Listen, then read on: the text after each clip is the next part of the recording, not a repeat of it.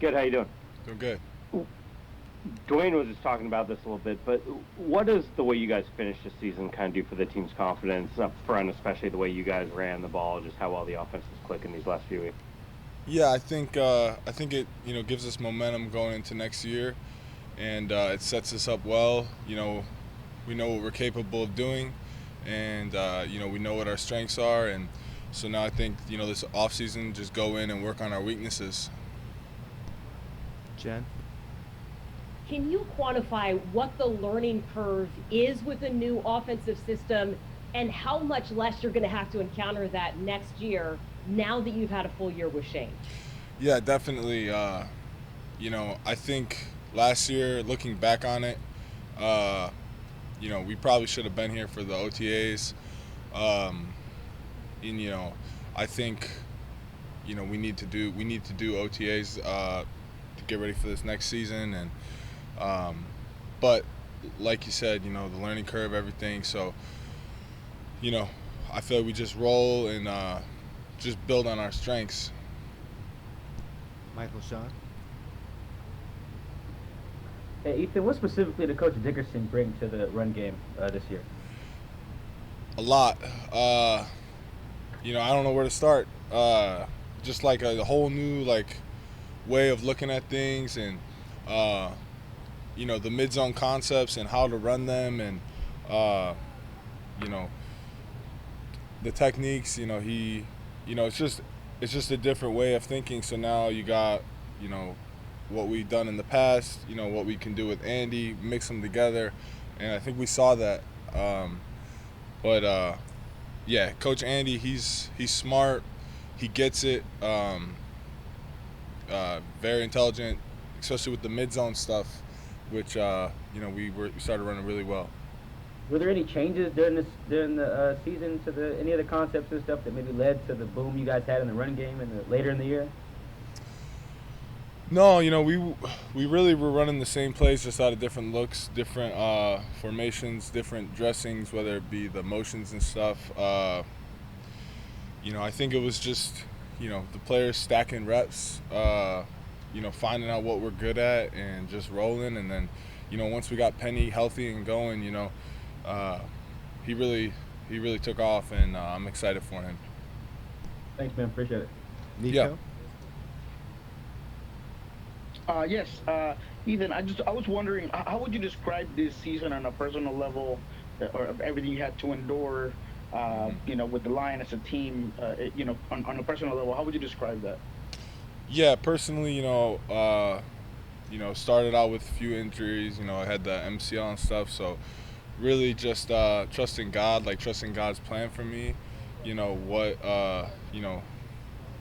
what's in store for me, uh, and whatever my role was, and just coming to work every day happy and excited and just trying to get better. And I feel like because I did that, when I got my opportunity, uh, I felt like I was more so ready because I just kept going to work. Uh, wasn't my first time not playing, so I knew I just prepared like you're gonna start, and just have fun. And then as a group, I feel like you know we pushed through the tough times, and once we got rolling, I felt like you know we were one of the best rushing teams, one of the best offenses, efficient passing game. So I'm happy for us. I think we got a good group of guys. Corbin? Hey, Ethan, last week Pete Carroll said that he thought you were playing the best football of your career. Would you agree with that over the last month here? And looking at your game as a whole, where do you think you improved the most this season? Uh, yeah. So like my goal is to just like always keep getting better. Always show up to work with a positive attitude. Always look for improvement.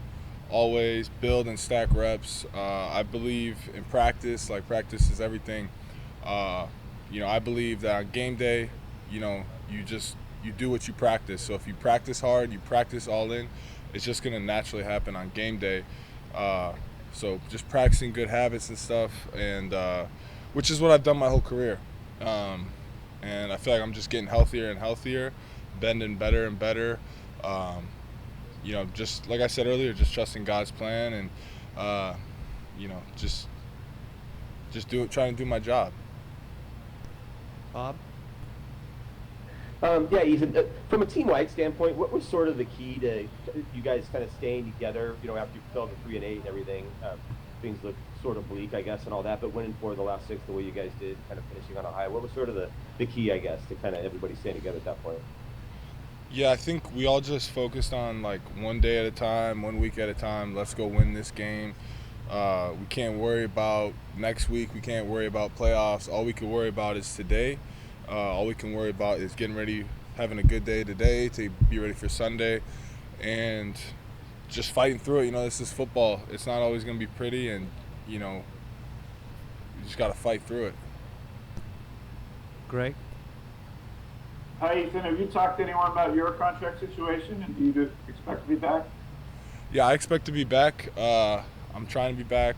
I love it here, and a lot of great memories, everything, and hopefully to have some more moving forward.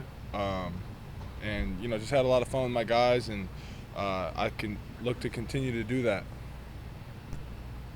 Brady? Hi, Ethan. What was was your running game different schematically over these last few weeks? Were you guys doing things differently that you weren't doing previous to that?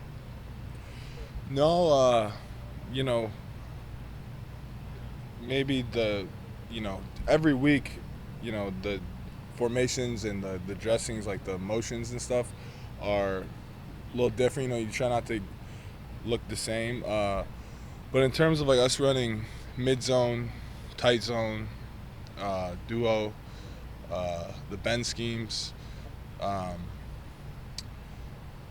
it's kind of the NFL. The NFL, it's really a bunch of the same plays, just dressed up differently, different formations, different motions.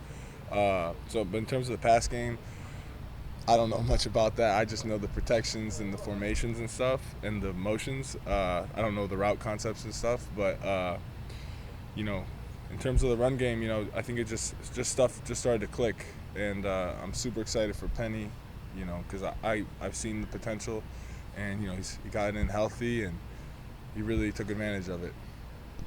Thank you, Ethan. Thank you. Yep. Good luck. Appreciate y'all.